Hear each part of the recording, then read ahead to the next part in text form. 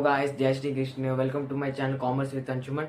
I am Anshuman. In my channel, you will see videos related to Class 11 Commerce. So, if you are finding a channel to study Class 11 Commerce, then you have found the best channel to rely on. Subscribe to my channel to stay updated and see the latest videos. Let's get started with our first video.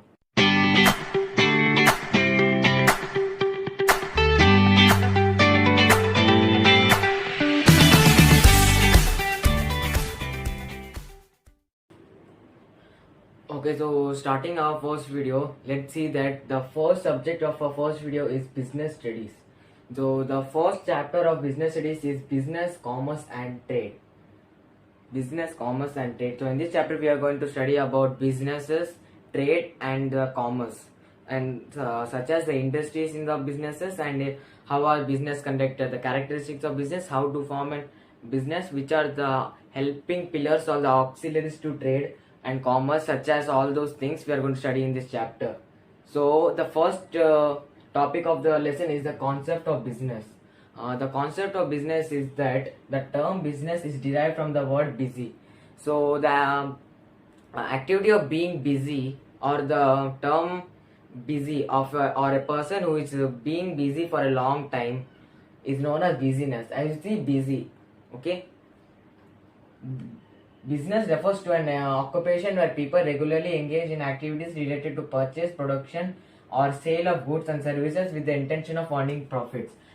When people take business as an occupation, such as when being a doctor is an occupation or being a lawyer is an occupation, when people take business as an occupation, they have to regularly engage in activities such as purchasing goods. Goods can be anything like this, board or raw materials for primary sector or something else.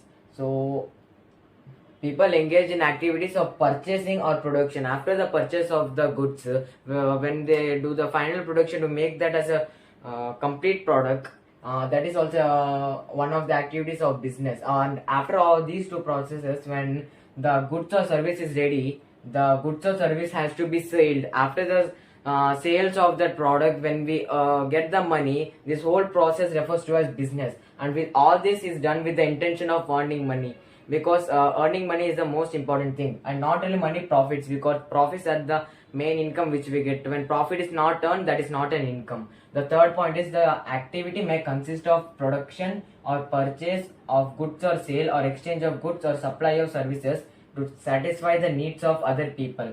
When this activity consists of production or purchase of goods or sale, see, when your company, you can have a factory where you purchase raw materials and make the production of the final good. But when you see only purchases, you can be one of a retailer or wholesaler. When you're a retailer or wholesaler, you don't produce anything, you just purchase the goods and sell it right away. But when your company, you have to produce and purchase the goods, raw materials which are the goods, and produce them, and again have to sell them to beyond the business activity. Or instead of doing all this, when you just exchange two goods, which you remember from class 9, known as barter system, that is also known as business activity. Or when you supply services to satisfy the needs of other people, when you are in a cinema theater or you go to a mall, that time you see a lot of services here, such as repairing your mobile, and seeing some movies out there. These are not products, these are some live products which you can consume them right on the spot. So they are services. Including all these 3 points, this is the concepts of business. So if in your exam there's an question such as explain business or the concepts of business, these are the 3 points which you can write in the exam. And after the concept of business, the next thing is economic and non-economic activities. So there are two types of activities in our economic or non-economic activities. Economic activities are activities by which we earn our livelihood. Activities such as your father goes to the office. Okay, your father goes to the office to work hard there. Every day is 24/7, and in the month end, on the starting of the next month, they get an paycheck or their salary. When your father does this for 30 days continuously, excluding Sundays, that is known as an activity which a father does outside of your house to earn a livelihood. The company gives the father money as salary, through which you earn your livelihood. So economic activities are these. Okay, Non-active economic activities are those activities which are performed out of love, sympathy, sentiment, patriotism, etc. Okay. When you are walking through a road, if you see an old man and hold their hand and cross the road, you are not asking money from them. You are doing it out of sympathy. Okay. When your mother is cooking for your house, she is not asking you money for that work. She is doing it out of love. Or when you are going to the temple, you are donating the money. You are not getting any product by giving your money, but in the temple you are donating money due to your religious sentiments. So these are the two types of economic activities, and these are the concepts of business. This is the first topic of the lessons. Let's go to the second topic, which are the characteristics of business. So the next topic of our chapter is characteristics of business activities. There are 7 characteristics of business activities. Let's see them. The first characteristics of a business activity is it is an economic activity. As you already know that economic activity is an activity through which people earn their livelihood. So business is also an economic activity because they do business with the intention of earning profits, which is an income for them through which they live their livelihood. It can be done on a small scale or individual level, such as a shopkeeper selling its products in his shop, which can be known as small scale business, or a company or cooperative house purchasing or selling of goods in a large scale, which can be known as large scale business. The second point is production or procurement of goods and services. The companies must be dealing with the production or procurement of goods. Procurement is nothing but the purchase of goods. When a company sells a product, it is either by producing or manufacturing themselves by getting the raw materials from the primary sector and making it as a final good and giving selling them to the people and making revenue out of it, or they can either directly purchase it from some other source and directly sell them to the market, which mostly retailers or wholesalers do it. They can give services to the people to satisfy the needs, such as by giving them services such as banking, transportation, communication, insurance, advertisement, warehousing, etc. So when there is a production of a good or procurement of a good, or they say provision of a service, when they provide the service, when these 3 things are done in a business, it is a characteristics of business. When these 3 things are done at individual level or large scale business, it is a characteristics of business activities. The third point is sale or exchange of goods and services. So as you already know, when the goods or services is ready, if you don't sell them or just keep it with you, it cannot be known as a business activity, because you do business with a intention of earning profit. Okay. So if you are cooking in your house and keeping the food for yourself, when you are having it for yourself, that is not a business activity. But cooking the food and just selling them to the restaurants can be known as a business activity, because there the good is the food. So service is that you are giving them the service by directly going to the restaurant and selling them and not asking to come to your house and purchase it. So the food is the good or services which is exchanged or sold to that restaurant. So when a good or services is sold or exchanged for some other good, that is a characteristic of business. The fourth point is dealing with goods and services on regular basis. Just imagine if you have an old radio which your friend wants to buy. If you give him that on a profit margin also, with your profit, just doing it for one day won't be considered as a business activity. But if you do it regularly on your shop or in your residence, selling of radios daily, let it be old or new radios, if you do that on a regular basis, in everyday basis, that will be known as a business activity. Just selling your old radio once will not be considered as a business activity. The next point is profit earning. Whenever these 4 things are applied, if these 4 things are applied with an intention of earning profit, because you already know profit is the income by which businessmen have their livelihood. So when all these 4 processes are done, are with the intention of profit earning. So every businessman does this process of profit earning by either increasing the sale or reducing its production cost. So the next point is uncertainty of return. The uncertainties of return is that whenever you launch a new product, or as you know, the technology is increasing, everybody changes with time.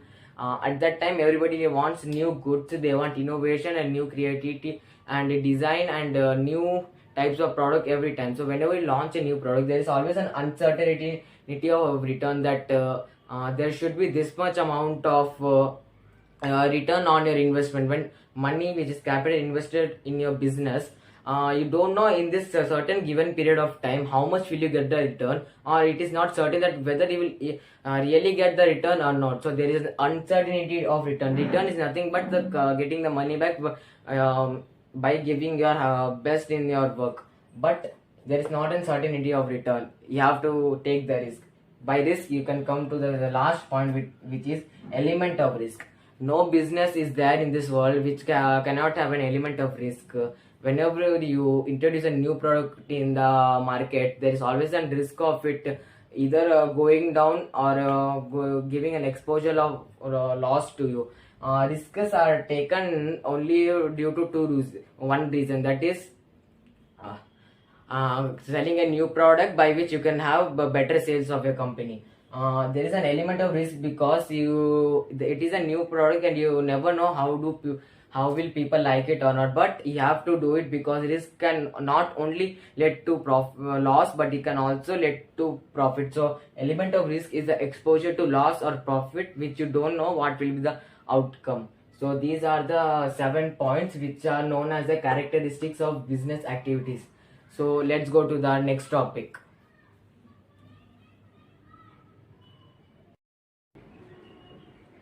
So the next topic of our chapter is the comparison of business, profession and employment.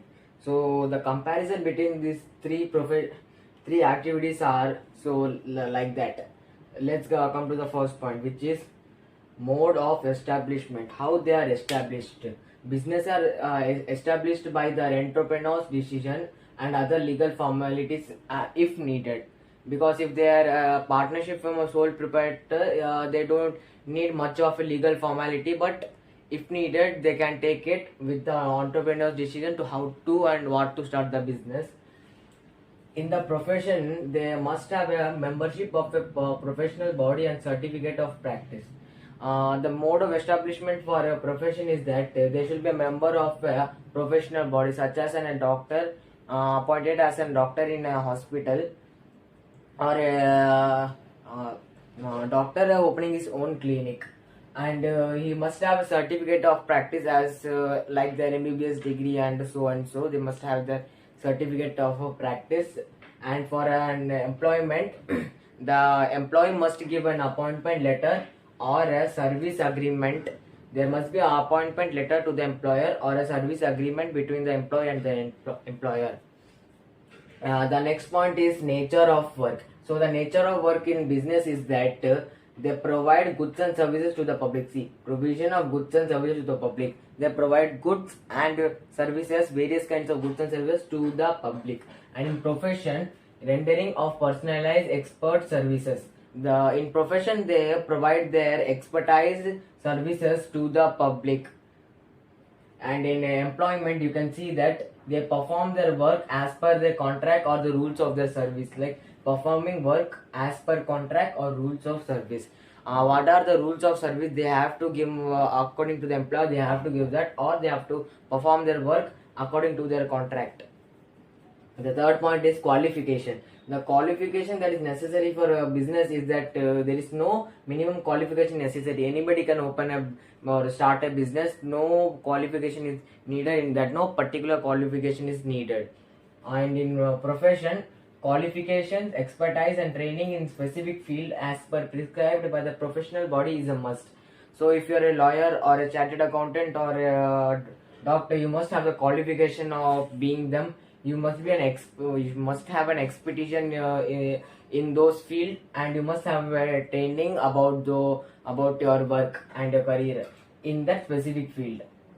and as prescribed by your career. If you being a chartered accountant, you must have this qualification, expertise and training in accountancy, which is needed by the professional body, as CF may need. Okay. uh, Qualification in employment. In employment, the qualification needed are the qualification and training as prescribed by the employer. The particular work which is needed by the employer, you must be qualified and trained in that particular work. Next, the reward or return. In business, you get the reward or return in the form of the profit earned. The profit earned by them is the reward or return or the income. In profession, they charge their professional fees. Employment, in the employment, the employer gives salary or wages to the employee. Capital investment. In businesses, capital investment is required as per the size of the size and nature of business. If the size of the business is just like a small store, then it can be less capital investment, or if it is a big mall or something kind of thing, then it will have a large capital investment. In profession, limited capital needed for establishment. Like, think if you are a doctor and you're going to start your own clinic, it will need a limited capital to establish it. Or if you have a separate clinic just near your house, then it will be more better for you, but with a limited capital needed for establishment. And in employment, there's no capital required, as you are not going to invest anything, but you will get the money according to the work and the time you work for the employer. And the risk in business is that profits are uncertain and irregular risk is present. Profits are uncertain. It is not certain that every time you do a business, every month, every year, every day, you will get profit out of it. There may be losses, and there are irregular risk is present, because you never know what is going to happen, when the fashions or the trends are going to change, and when the product has to be abolished from the market. So there is an irregular risk in business. In profession, the fee is generally regular and certain some risk. So like in a profession, your fees is actually regular, but some risk that maybe you're in such kind of area where doctors are in abundance. So if you're already a doctor, maybe being a doctor in that area won't be good for you. But there are some risk in a profession, but the fees are regular and they're quite certain. In employment, there is fixed and regular pay. There are almost very little risk, because the salaries which are paid to you are paid on time and they're fixed. The only risk is that if the company started laying off their employees, then if you are one of them, that is a risk for you. Most importantly, if you are in a private company, then that is a risk for you.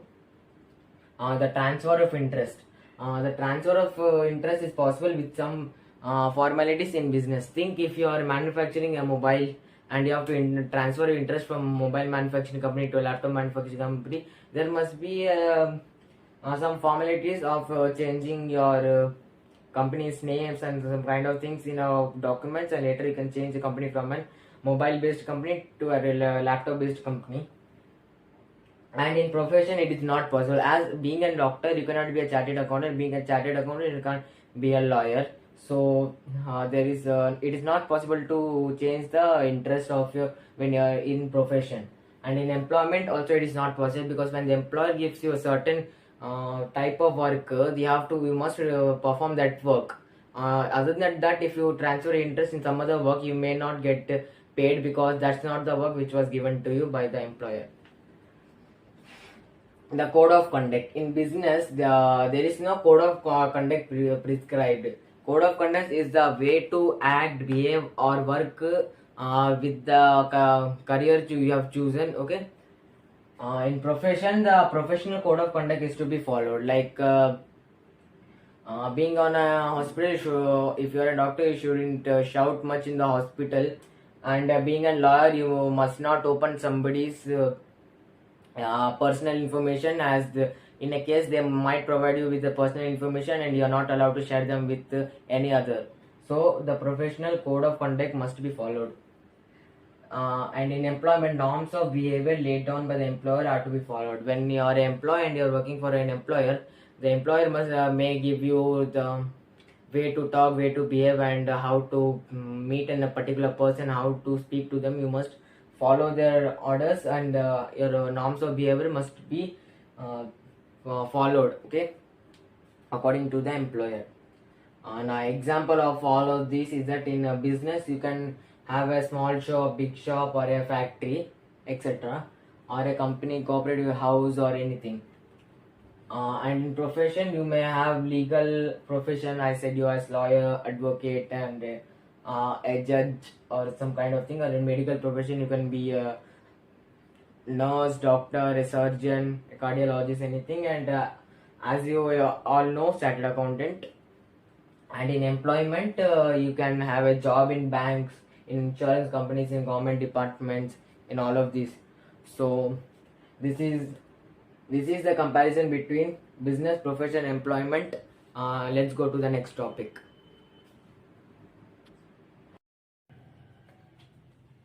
The next topic which we are going to see is classification of business activities.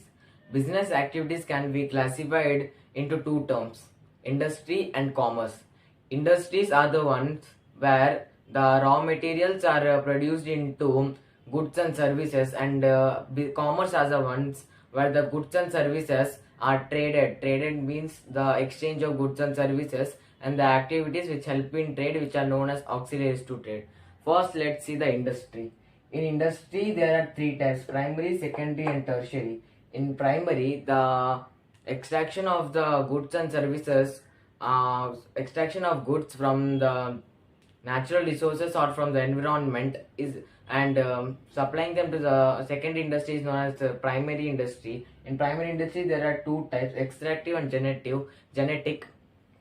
In extractive, you can see that it's basically farming, mining, and etc. kind of things, where natural resources from the environment are extracted, and hence they are raw materials which are next sent to the secondary industry. Here, extractive industry, basically there is an extraction of raw materials and resources from the environment, hence it is known as extractive industry.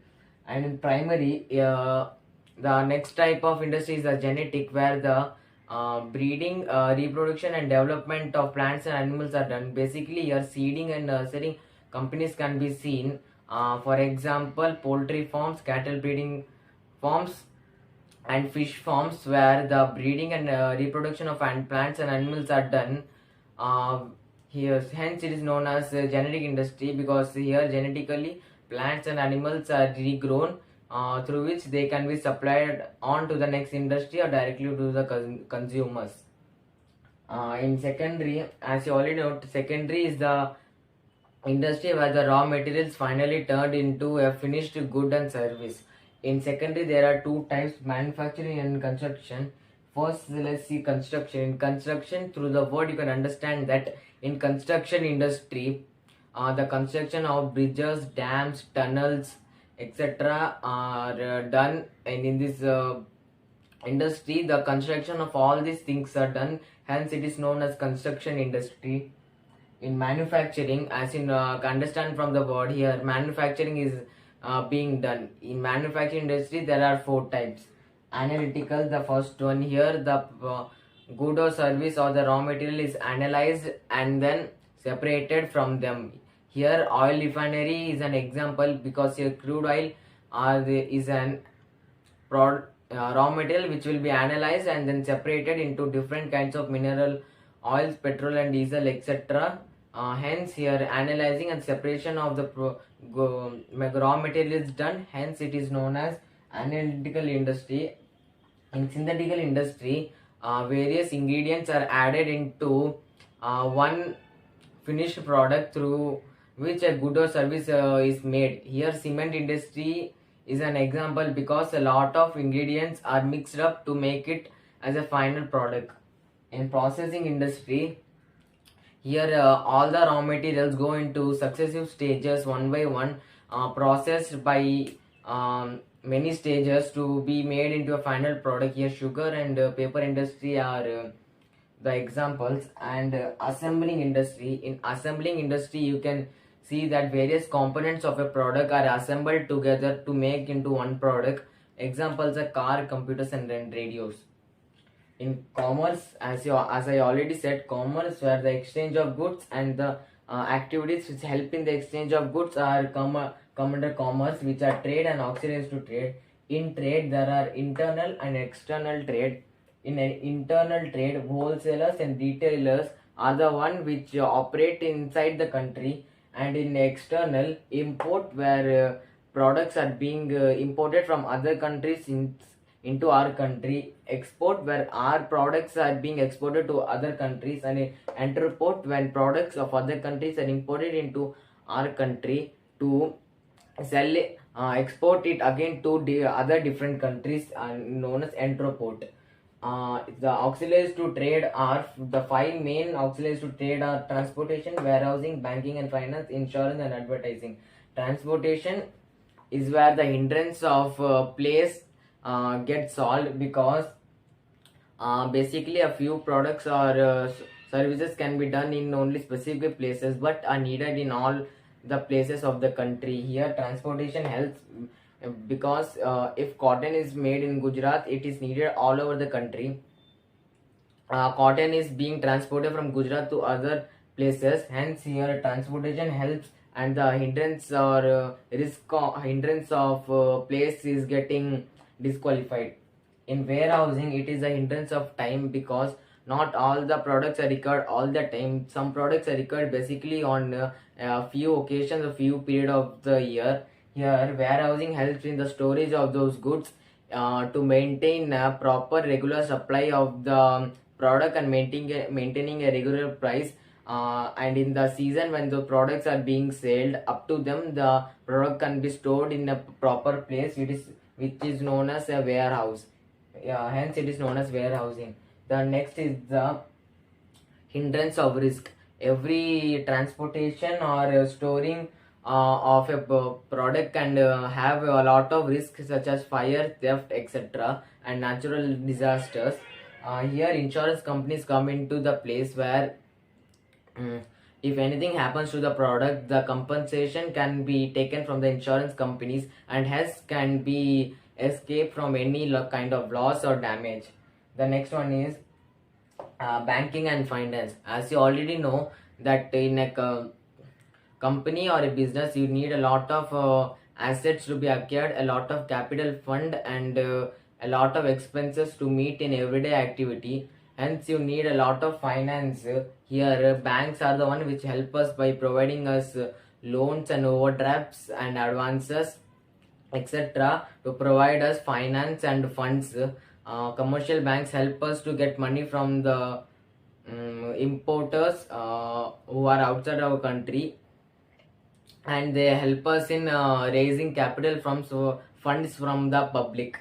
They provide us loans and funds and a lot of capital to run our business. Hence your banking and finance helps us. In advertising, it's when we have to find potential buyers for our product, as not everyone can buy a product due to its cost, or not everyone wants to buy the product due to their taste. Here advertisement helps in reaching out to the potential buyers, showcasing the features, price, and other things related to the product, for which the customer needs the information and knowledge to have an interest to buy the product. Here advertisement helps to reach the potential buyers. So this is the classification of business activities. So this is where our video gets end. Thanks for watching our video. Please like, share and subscribe our video if you like it. Radhe Radhe.